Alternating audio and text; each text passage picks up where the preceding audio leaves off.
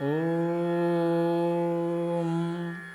अस्य श्रीदत्तात्रेयद्वादशनामस्तोत्रमन्त्रस्य परमहंसऋषिः श्रीदत्तात्रेयपरमात्मा देवता अनुष्टुप्छन्दः मम सकलकामनासिद्ध्यर्थे जपे विनियोगः।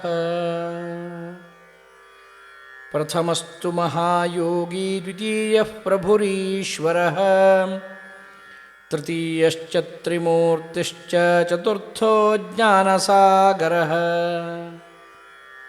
पंचमो ज्ञानविज्ञानः षष्ठः स्यात् सर्वमङ्गलः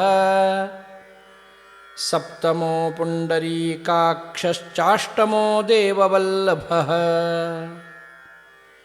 नवमो नन्ददेवेशो दशमो नन्ददायकः एकादशो महारुद्रो द्वादशः करुणाकरः द्वादशैतानि नामानि दत्तात्रेयमहात्मनः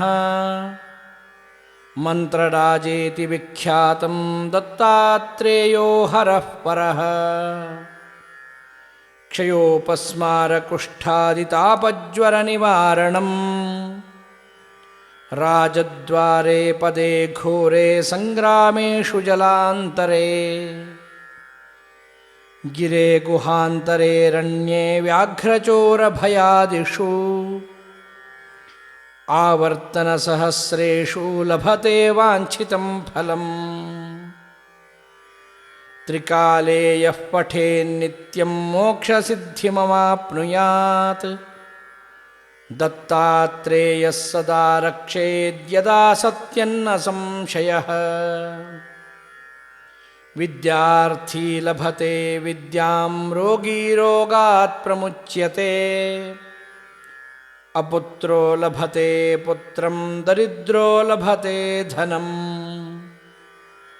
अभार्यो लभते भार्यां सुखार्थी लभते सुखम् मुच्यते सर्वपापेभ्यः सर्वत्र विजयी भवेत् इति श्रीदत्तात्रेयद्वादशनामस्तोत्रं सम्पूर्णम्।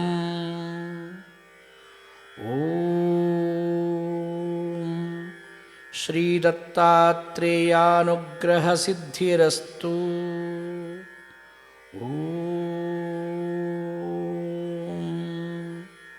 तत्सत्।